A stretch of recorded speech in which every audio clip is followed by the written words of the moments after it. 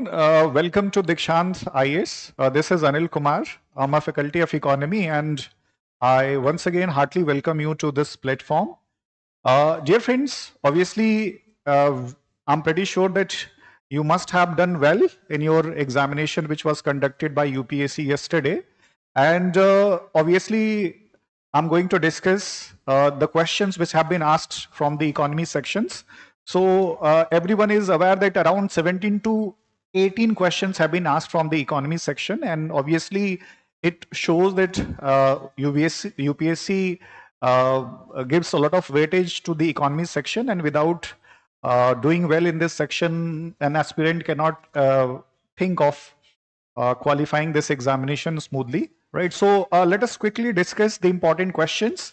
And before starting this session, let me clear it that though we are trying our best to give you the most accurate answers to the questions, but we cannot say that this is the only final.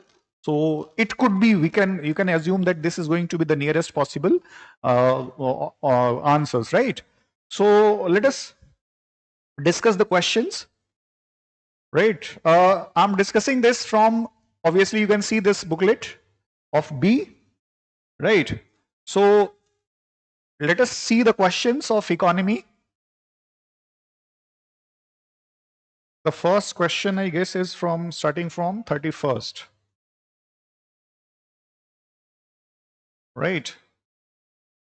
I guess that you are able to watch it. And if it is better, if you have got your question paper, so you can sit with it and then can match the options accordingly. Right. So, okay, this one. Now, if you see this question number 31, right? This is from booklet B. So what this question 31 says, it says with reference to investments, consider the following: bonds, stocks, hedge funds, venture capital. Obviously, these are the four major ways of investments. So what is the question? It says how many of the above are treated as alternative investment funds? Right. Dear friends, we need to understand what is alternative investment funds. Alternative investment funds are basically funds in which a very high net worth individuals tend to invest in all these areas, right? So only one, only two, only three, all the four. You see, hedge funds and venture capital, right? Bonds, you know that there is an agreement. These are right. So people can buy bonds, right? Even institutions can buy. So is the case with the stocks. Stocks are basically, what are stocks? Stocks are basically a group of shares, right? So hedge funds and venture capital, these are the areas where a lot of investment is required. So normal individual cannot invest in these areas as a part of conventional investment. So we can clearly see that this hedge funds and venture capital, right? If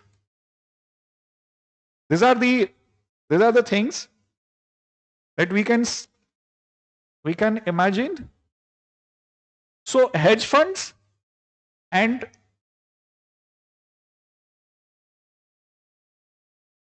venture capital, these are the options that we can see. So obviously it is going to be only two, because these are alternative investment funds. These are not conventional ways of investment. So you must keep in mind all these things, right? Now, dear friends, let's move on to another very conceptual question. I'm pretty sure that in this in the sessions over here, I have clearly discussed. So let us see this question number 32. What does it says? It says which of the following are the sources of income for the RBI? You see, major sources of revenue and expenditure of RBI.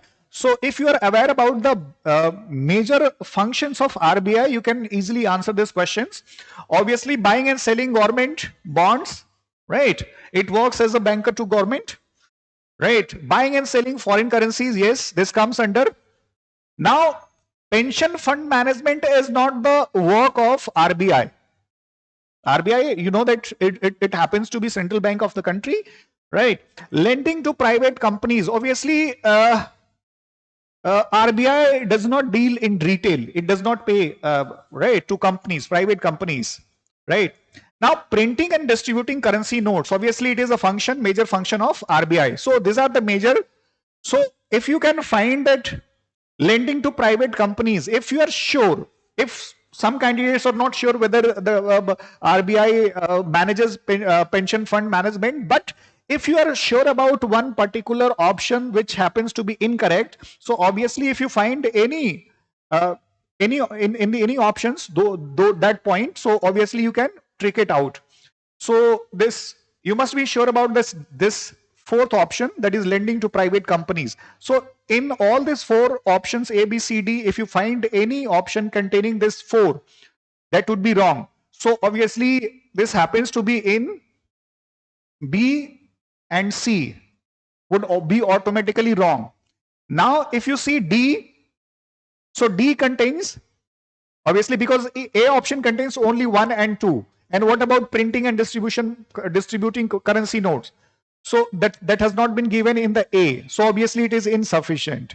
So D option, it contains buying and selling government bonds, buying and selling foreign currencies, printing and distributing currency notes. So obviously option D would be the correct option. Now, dear friends, let us move on to the next question. That happens to be obviously, this happens to be obviously question number 33. And this is very interesting, right? It says, with reference to the government of India, consider the following information. It says ED, which has been very much in the news. So we all know that ED comes under which organization? This has been clearly discussed in the class. It does not comes under Ministry of Home Affairs, right? It comes under Ministry of Finance, because this ED deals with crimes in financial sector. So financial crime is very much related, and ED is empowered to investigate. So obviously it does not come under Ministry of Home Affairs, right? And any candidate, right? Good evening everyone. Nico, right? Good evening. So if you see that Ministry of Home Affairs major objective is to maintain internal law and order situation, right? It helps other states with the police, right? So ED does not come under Ministry of Home Affairs. It comes under Ministry of Finance, right? Now let us see the second option, Directorate of Revenue Intelligence. It says Department of Revenue, Ministry of Finance. Obviously this Directorate of Revenue Intelligence will come under Ministry of Finance, because this happens to relate to economy. Directorate General of Systems and Data Management, right? Department of Revenue, Ministry of Finance. So even if you have slight understanding that if you can see these options, obviously you can guess that this will come obviously under Ministry of Finance.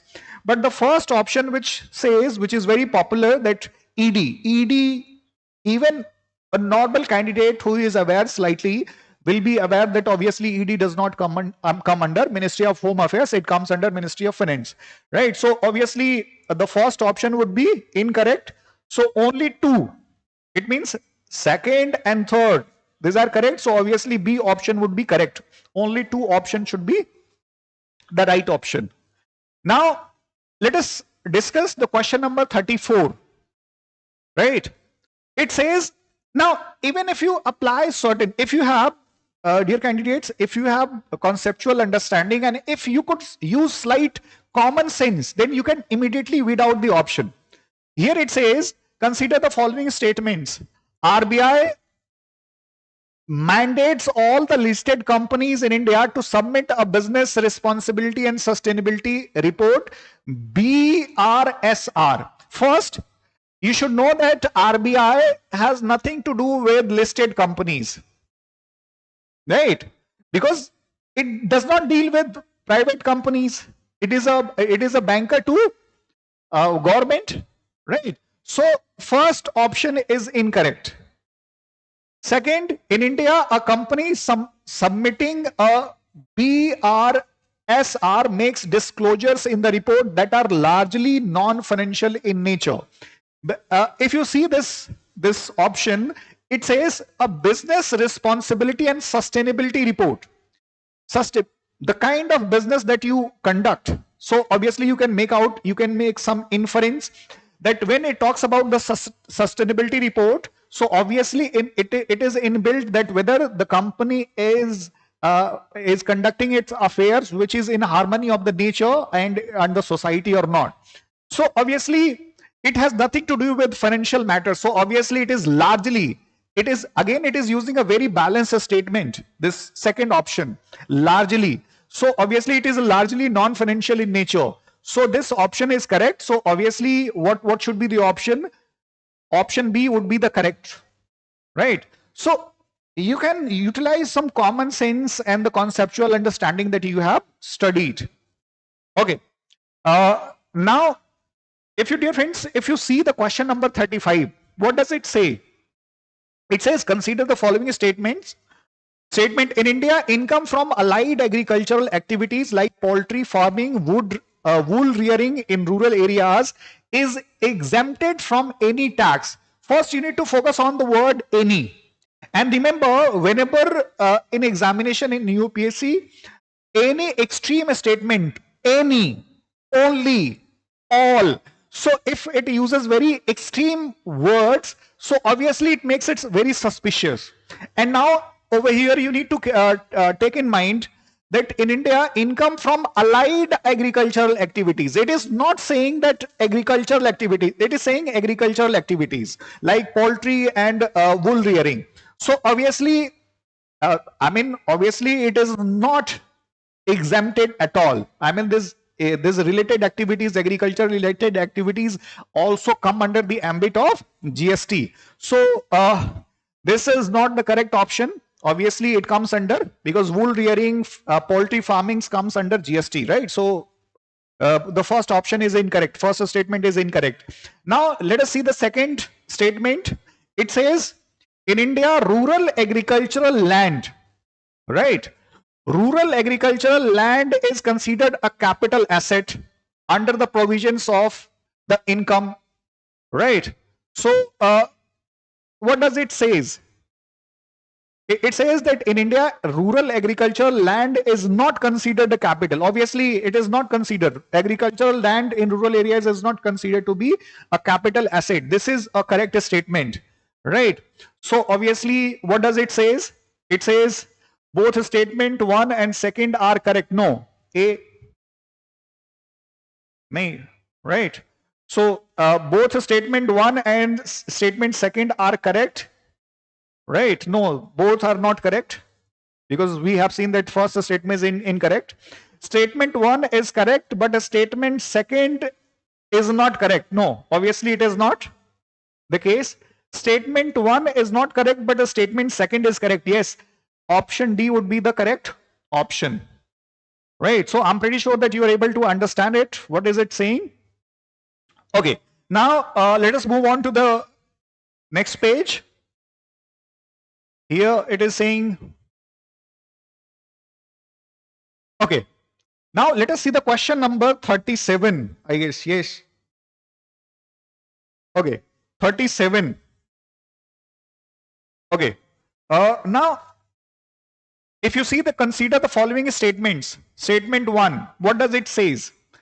Dear friends, this question has been clearly discussed in the class, and if those candidates who have conceptual understanding and have studied the things that we have discussed from in the financial sector of the country, so obviously will be able to answer these questions comfortably.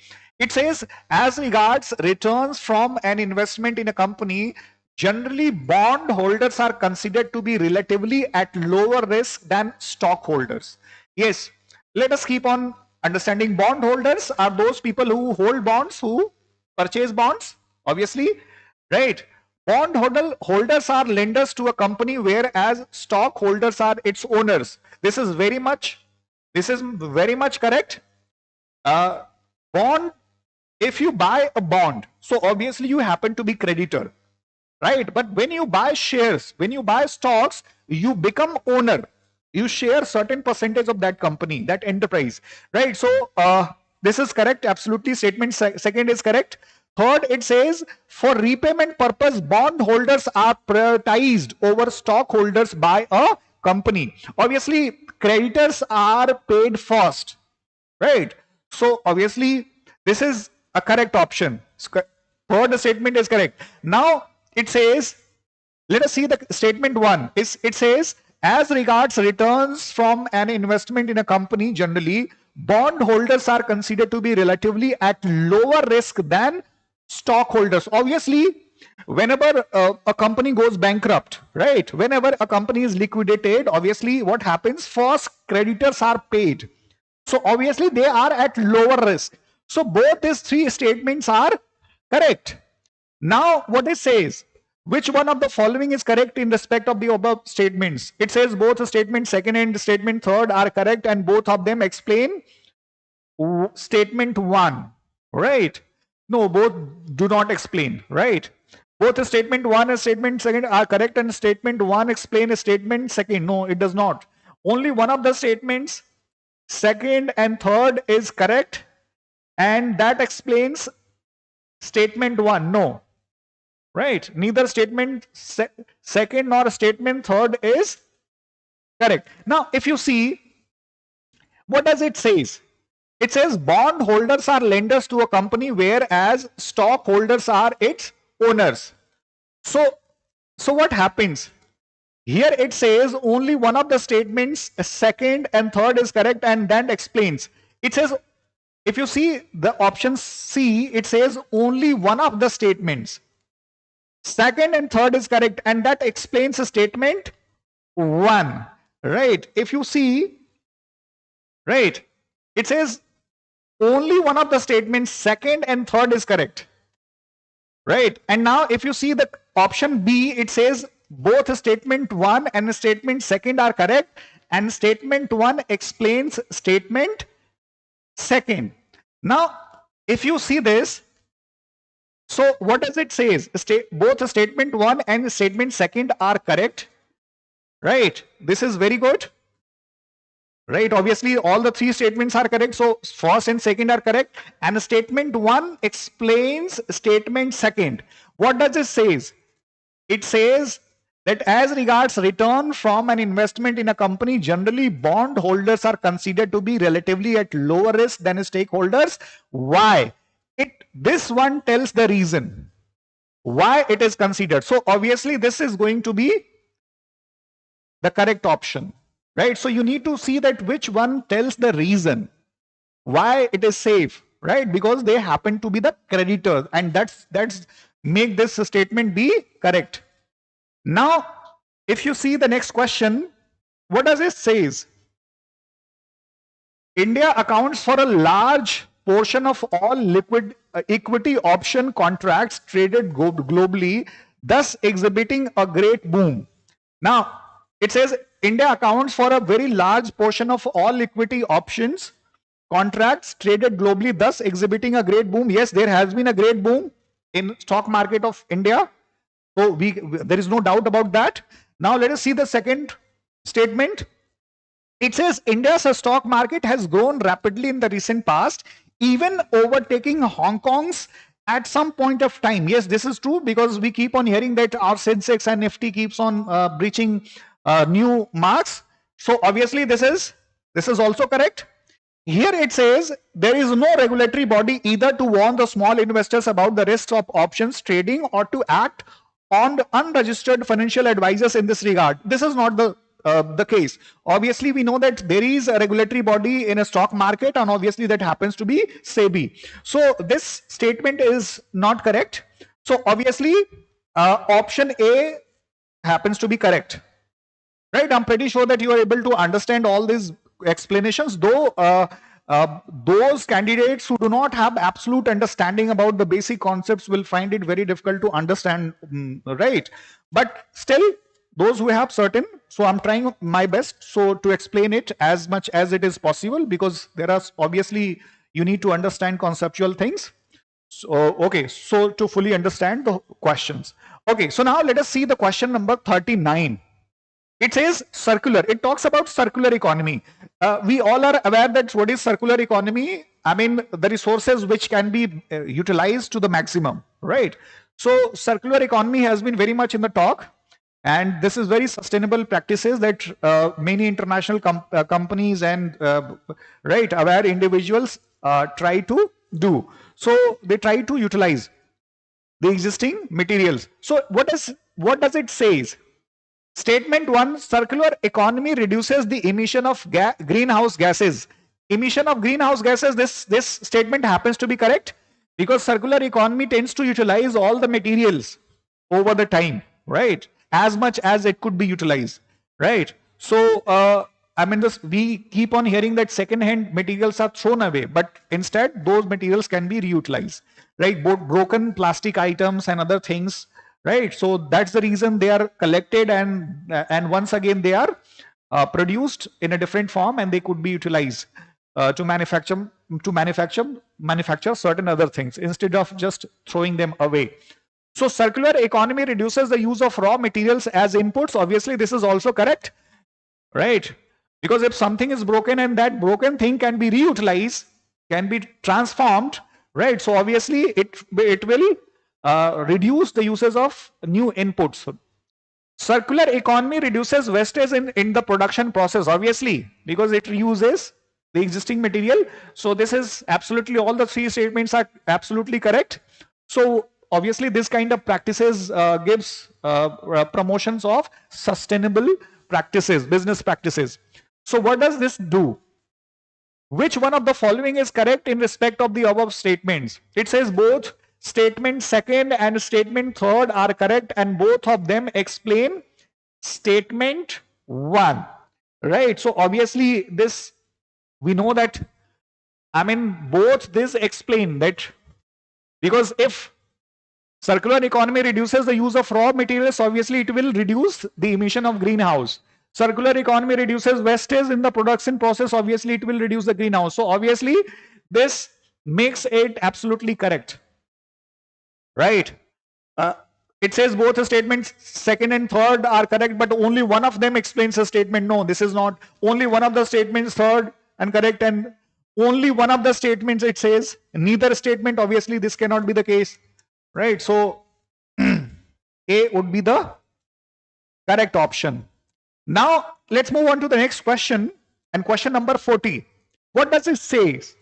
Again here, if you have right understanding about the budget and its various important components, so obviously you can answer this question correctly.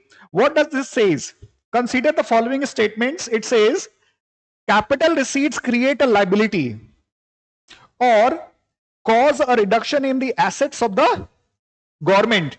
So capital receipts, revenue receipts and capital receipts, I'm pretty sure.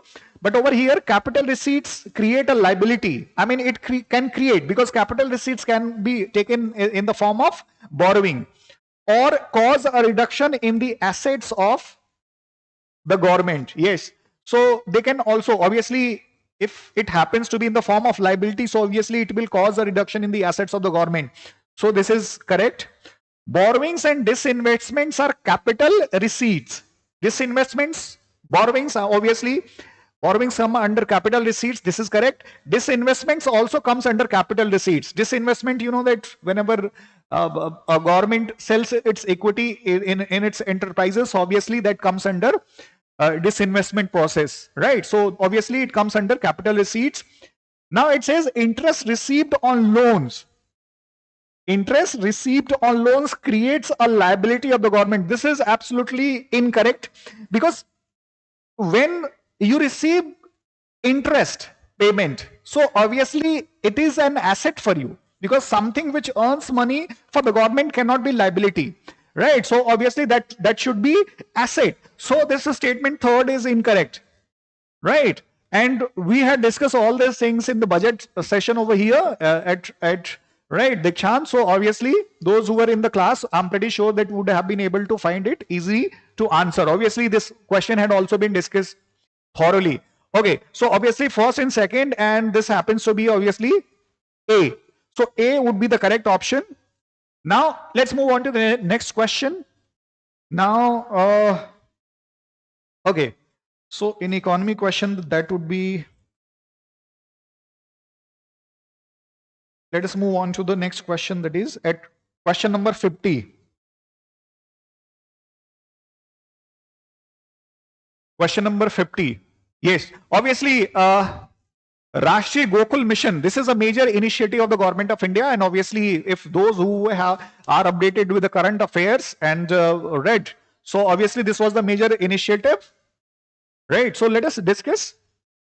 What does it say? It says consider the following statements about the Rashtriya Gokul Mission, right? Obviously it was to increase the quality of breeds, all right. So it says it is important for the upliftment of the rural poor, as majority of low producing indigenous animals are with the small and marginal farmers and landless laborers. Yes, this is the case.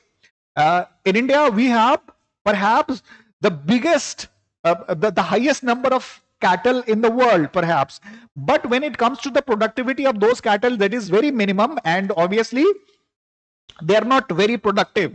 So this is correct. So obviously this Gokul Mission, Rashtriya Gokul Mission, was launched by the government of India to increase their, upgrade their breeding, so that their productivity of delivering milk could increase significantly. So obviously this happens to be correct, right? And it was obviously because rich farmers will not keep those animals which are not productive enough, right? So this is correct.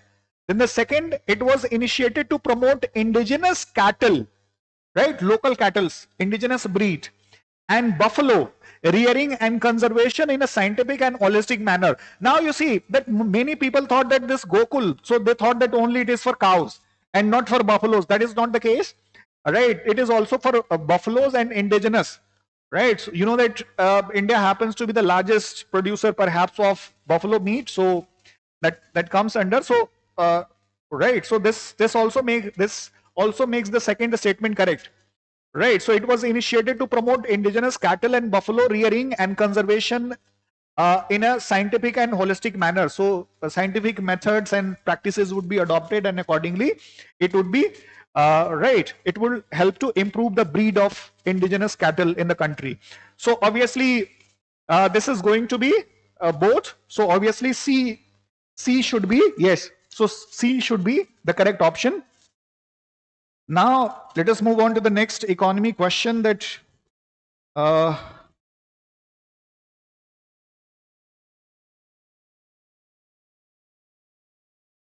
these questions are slightly scattered, so we are just presenting as natural as it is possible, so that you have the actual feel of the exam paper. So obviously we are moving to the next questions, which again comes from the budget, and those people, let's move on to the question number 71. And dear friends, these questions are extremely important and basics. So those candidates who have been in our sessions over here, so these questions had been discussed, right? Now let us see. Many candidates perhaps got confused and got nervous, because when they saw this some kind of digits. But if you carefully look at these numbers and have conceptual understanding, it would be much easier for you to answer this question. Right, now it says revenue deficit, fiscal deficit, primary deficit. Revenue deficit, you know what is deficit? I mean, whenever there is right below the expected reference point. So revenue deficit, so what happens? Revenue receipt, revenue, whenever there is, what is deficit? Right, when there is a revenue receipt, right, whenever, and when you revenue expenditure minus revenue expenditure. So right, so that is thing. So revenue receipt and revenue expenditure. So whatever the result would be, if it happens to be, like if I say, if you get revenue receipt, right, 100 rupees, and revenue expenditure happens to be 120 rupees, so obviously there is going to be deficit. So revenue deficit. So the deficit would be obviously minus 20. Getting the point? So revenue deficit, I'm pretty sure that you are able to understand. So whenever revenue expenditure is subtracted from the revenue receipt, so I mean whenever revenue expenditure rather happens to be more than the revenue receipts, so obviously there happens to be a situation of revenue deficit, right? So, and what is fiscal deficit? I mean obviously when you exclude, whenever you remove or subtract the borrowing, so that is fiscal deficit. So what does it says? It says suppose the revenue expenditure is 80,000 crores, right? And the revenue receipts of the government are 60,000. So obviously here happens to be a mismatch of how much? Because revenue expenditure happens to be 80,000 and revenue receipts of the government happen to be 60,000. So over here there is a minus 20,000 crores deficit. Okay. Now let's move on to the next point. The government budget also shows borrowings of 10,000 crores and interest payment. Now, if you subtract how much, the government budget also shows borrowings of 10,000 crores, right? So this minus 20,000 crores. So when you subtract how much, what is fiscal deficit? Whatever amount you have got, right? If you subtract it, so obviously when you exclude this borrowing, whenever you exclude borrowing, all the borrowings, right, from your income, that is fiscal deficit, right? And whatever you get, and if it happens to be negative, so obviously it is going to be fiscal deficit. So 10,000 crores is the revenue deficit. It's clear. The government budget also shows borrowings of 10,000 crores. So when there is shows it borrowings of 10,000 crores, so when you minus 10,000 crores, so obviously how much it would be? Fiscal deficit would be minus 10,000 crores. So revenue deficit, you can see that 20,000 and fiscal deficit happens to be 10,000 crores. And now what is primary deficit? You see, whenever you subtract from your fiscal deficit the amount of money as interest payment, so whatever interest payment which has to be paid, if you subtract from the fiscal deficit, so obviously you get, and that is known as primary deficit. So how much is left? This 10,000 happens to be fiscal deficit. This 20,000 crore happens to be revenue deficit. Fiscal deficit happens to be this 10,000 crores. And how much? Interest payments, 10,000 crores. 6,000, sorry. So 6,000 crores happens to be the interest payment. So when you subtract interest payment from your fiscal deficit, and what you get, that is your this primary deficit. So obviously if you remove 6,000 crores from 10,000 crores, so obviously you're going to get 4,000 crores, right? So it would be 4,000 crores, right? So just if you have understanding that what is fiscal deficit, what is budget deficit, what is revenue deficit, what is, right, primary deficit, so you can easily answer this question, right? So obviously I'm pretty sure that, right, you have been able to understand it. So this one, so select the correct answer using the code given below. So this happens to be D, 1, 2nd and 3rd. So this happens to be the case. Now let us move on to the next question.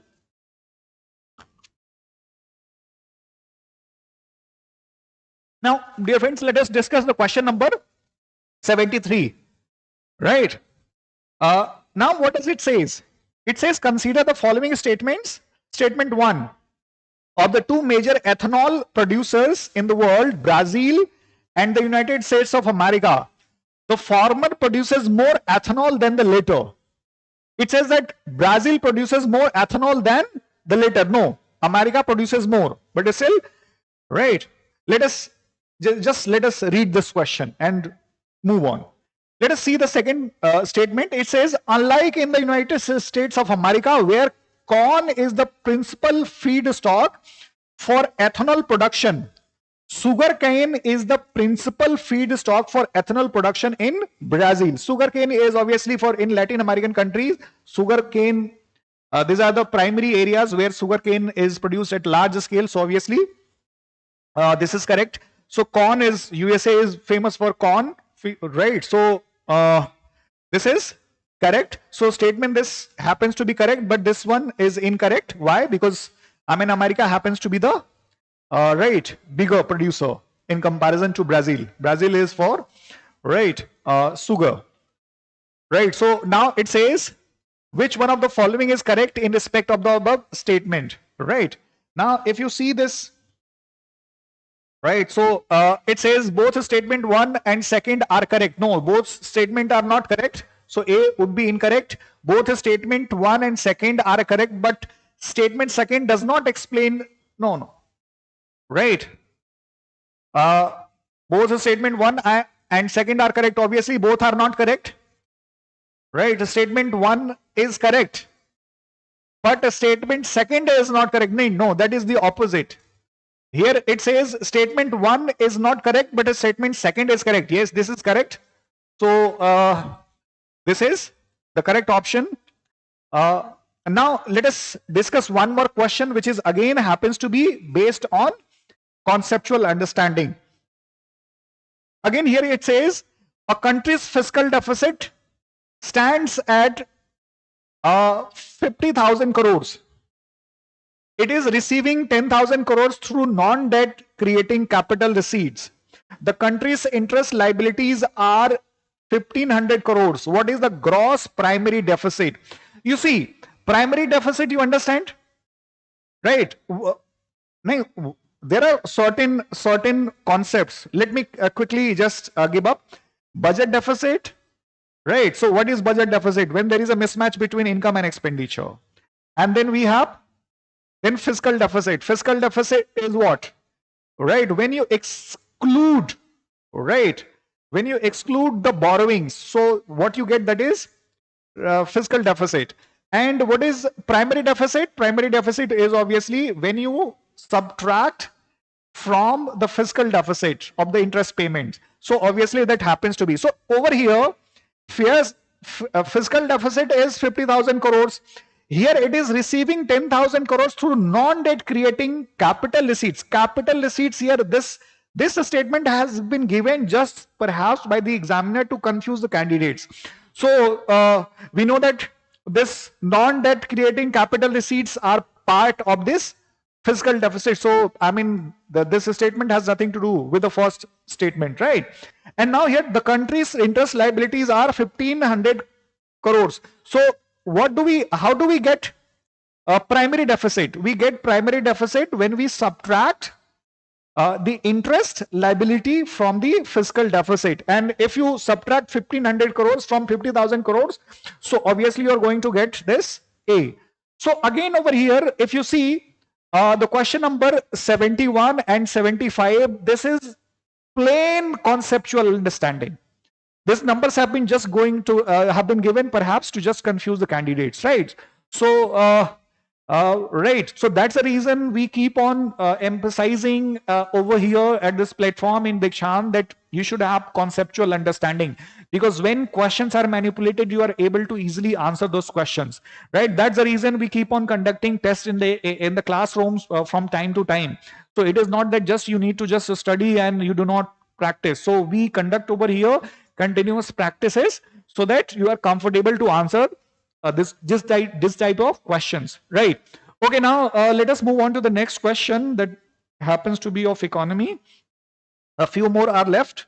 So obviously here this question has been asked from the Finance Commission, 15th Finance Commission of India. This has been clearly discussed. Okay, so let's move on to 76.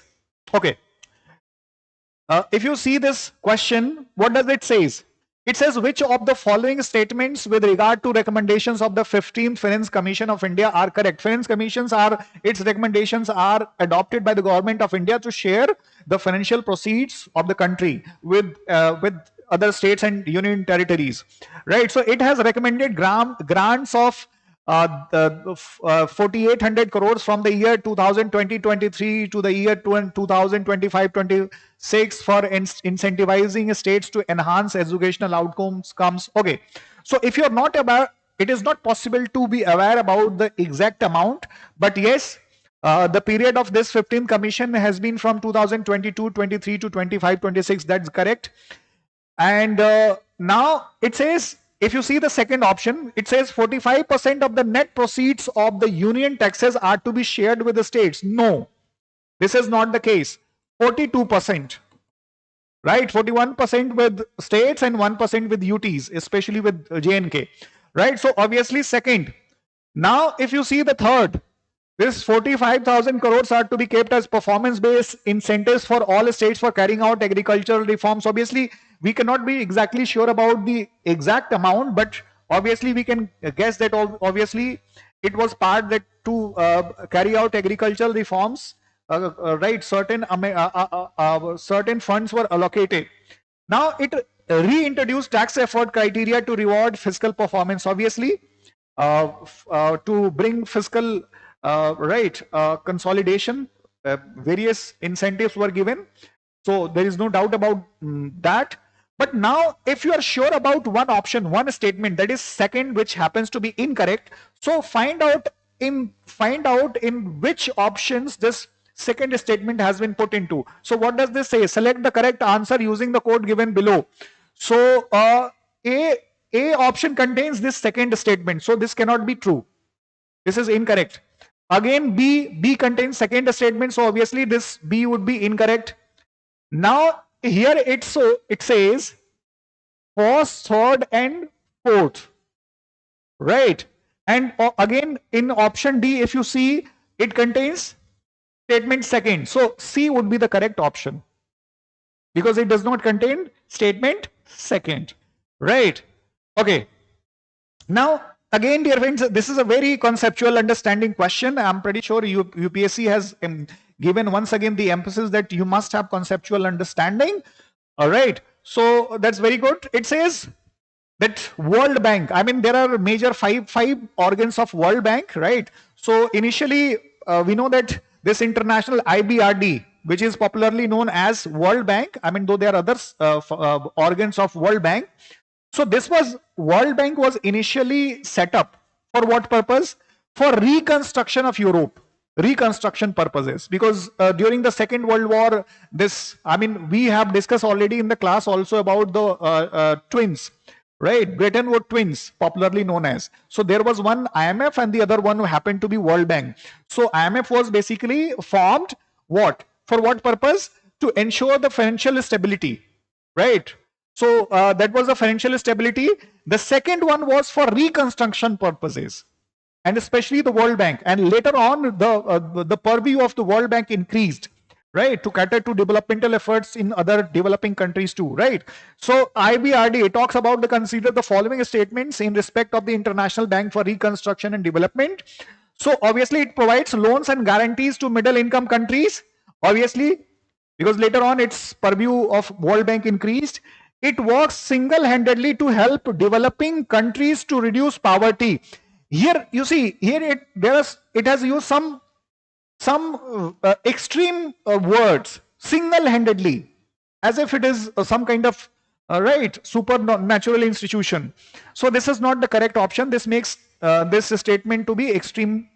So obviously, UPSC does not like, and in most of the cases in UPSC examination, this extreme statement turn out to be incorrect. So B is not correct. It was established to help Europe rebuild after the World War II. Yes, this happens to be absolutely correct. That was the major objective, and later on, this first statement, which provides loans and guarantees to middle-income countries, it was included in its objective. So obviously, first and third. So first and third, obviously, that happens to be C option. Now, let us see this RTGS. So consider the following statements in respect of RTGS and NEFT. In RTGS, the settlement time is instantaneous, while in case of NEFT, it takes some time to settle. payments, right? So, I mean, that's in RTGS settlement time is instantaneous, while in case of NEFT, obviously it takes some time to settle. This is correct. Now, in RTGS, the customer is charged for inward transactions, while that is not the case for NEFT. No inward, I mean, customers are not charged for the right transfer. So if somebody receives the payment, obviously that person is not charged. So you can just use common sense and then weed out this statement. Now it says third, operating hours for RTGS are restricted on certain days, while this is not true for NEFT. No, working hours are not restricted. So obviously this is also incorrect. So obviously first would be the correct option. Now let us move on to this obviously UPI, which has been very much in the news. So if you are slightly aware, so you can understand. Now consider the following countries: UAE, France, Germany, Singapore, Bangladesh. How many countries amongst the above are there other than India where international merchant payments are accepted under UPI? International merchant payments, I mean, where at merchant places you can make the payment. So under UPI. So obviously UAE it has been, because UAE and India has a close strategic relation, obviously, so it has been adopted. France, you can remember the head of France, right, came to India, and in Jaipur he visited and just made some payment. Mr. Modi made payment in Jaipur, so if this was very much in the news, so you can use it. And Singapore has also adopted because it is very nearby and it has readily accepted. Now comes the question of Germany and Bangladesh. Bangladesh obviously has not been able to use it, and Germany is known for being slow in adopting to the new changing conditions. So obviously this is not the the country. So obviously only 3. So this would be the correct option.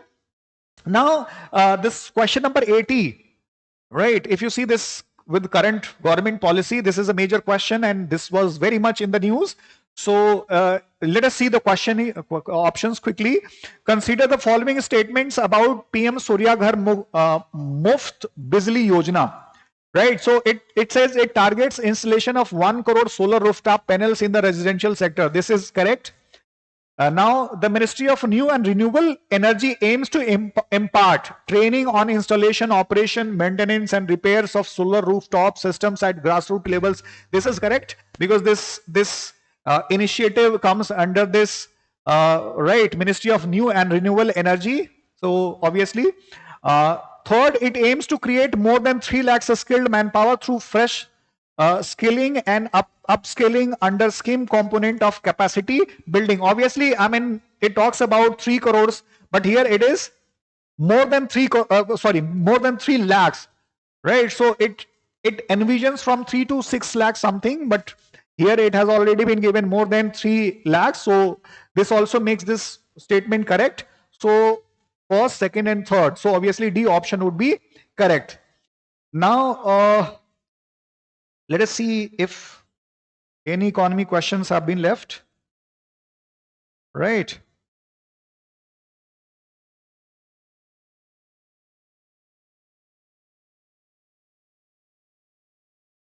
There is one more question just of economy, and that happened to be obviously 90. Question number 90. Now, you see, sometimes using some common sense helps a lot, because it is not necessary that you will know each and every question, because saying later on after the examination that this could have been correct or this would have been easier, so it is very easy to say, but when you go and appear for the exam, sometimes even knowing the questions you forget, right? So let us see this question, and it says consider the following activities. It says production of crude oil. Second, it says refining, storage, and distribution of petroleum. Third, marketing and sale of petroleum products. Fourth, production of natural gas. Now it says how many of the above activities are regulated by the Petroleum and Natural Gas Regulatory Board in our country. Now you remember, it says what kind of board is? It says how many of the above activities are regulated? Regulatory body, right? So regulatory body does not get involved in the production of crude oil, right? So obviously production, it cannot be. Now production of natural gas and crude oil, obviously it cannot be because they are not involved, right? They are regulatory bodies. So obviously regulatory bodies are set up primarily to protect the interest of consumers. Like we have SEBI, Security Exchange Board of India, right?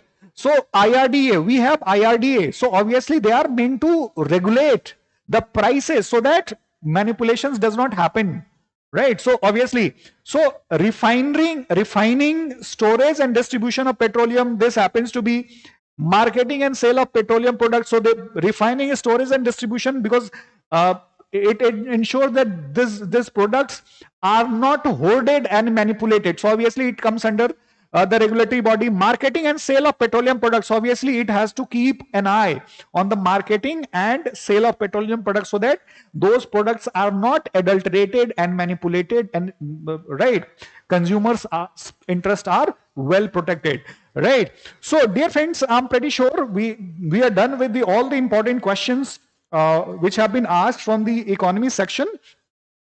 So around 17 to 18 questions, 17 to 18 questions were asked from the economy, and I'm pretty sure that right, you must have done well, right? And those who have done well, I'm pretty sure they must immediately get into the mode of preparing for mains examination, and then for that immediately you can contact with the numbers which have been given, right? And I mean, those people, those candidates who feel that they have not done well or they could have missed because of some points. So I would say that have the patience and trust in the Almighty, and just give your best, prepare for the next time.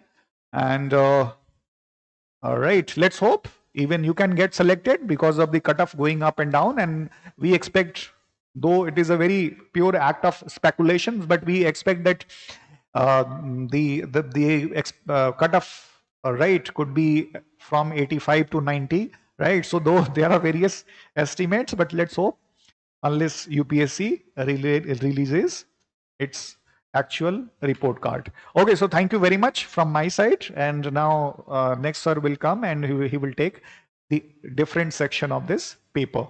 So thank you very much.